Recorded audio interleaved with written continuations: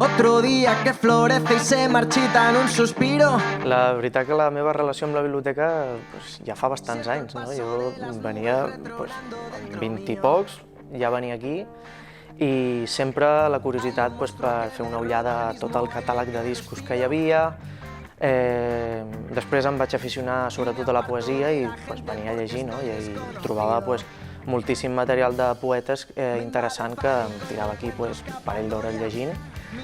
I sí, sobretot la funció de tenir sempre un apartat pels grups locals.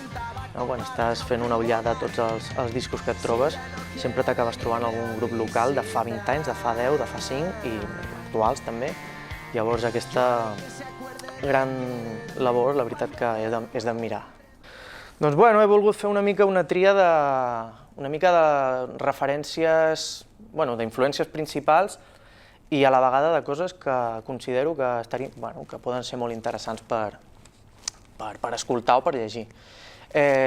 Volia començar amb una gran influència musical meva, és Extremoduro, i la veritat que podia haver agafat qualsevol disc d'ells perquè m'agraden tots, però sí que com a recomanació així especial recomanaria el Pedrà, que va ser en veritat anava a ser un projecte a part d'Extremoduro, no anava a sortir com Extremoduro, però per raons de discogràfiques i història al final va sortir com Extremoduro, i és un disc molt interessant perquè és una cançó de 29 minuts, una sola cançó, que va canviant de ritme, va passant per ritmes vertiginosos, parts més lentes, és una bogeria, però és un disc molt estimulant i que te desfoga i t'allibera la mala llet que puguis tenir perquè reuneix tot això.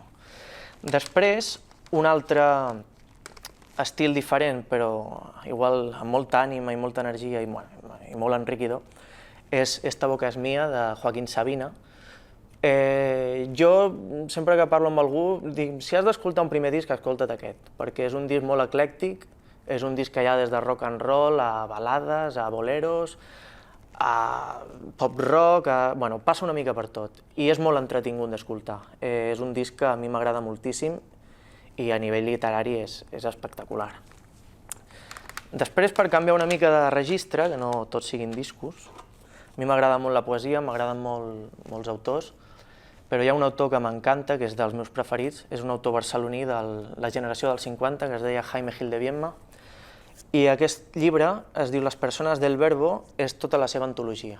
És el llibre que reuneix tots els llibres que ha fet, i la poesia de Jaime Gil de Biedma, la veritat que m'agrada moltíssim perquè és molt directa, és crua, et parla des de la perspectiva més emocional, més sensible i amb més sentiment i més dolor, i és un poeta bastant modern pel to que té i ha influenciat a moltíssims artistes, des de Joaquín Sabina, o Loquillo, o Bunbury, moltíssima gent.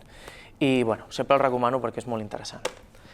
Després hi ha un grup que m'agrada molt, que és un grup que vaig escoltar des de petitet i no m'ha tocat per generació perquè no l'he viscut, però és Radio Futura, i concretament aquest disc, que es diu La canción de Juan Perro, diguéssim que va ser el disc on van sintetitzar més al 100%, podríem dir, el que és el rock llatí.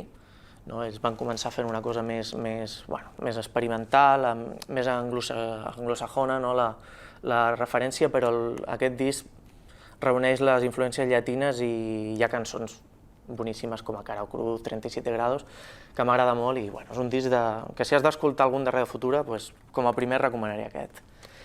I després, Platero i tu, és un altre grup que m'ha influenciat moltíssim, sobretot a nivell guitarrístic, les meves cançons tenen molta influència de Platero, els solos, les harmonies, el vertiginositat dels solos. Platero és un grup que m'agrada molt.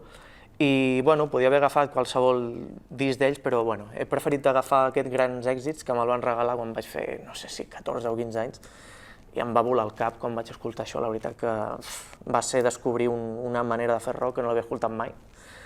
I en aquest disc estaven totes les cançons que m'intentava treure amb la guitarra i que no me sortien i m'enfadava, però al final algunes me van acabar sortint, o sigui que no va ser tot frustració. Però aquest disc el recomano. Hay mucho rock and roll. I Podia dir que fins aquí són les meves recomanacions i la meva aportació.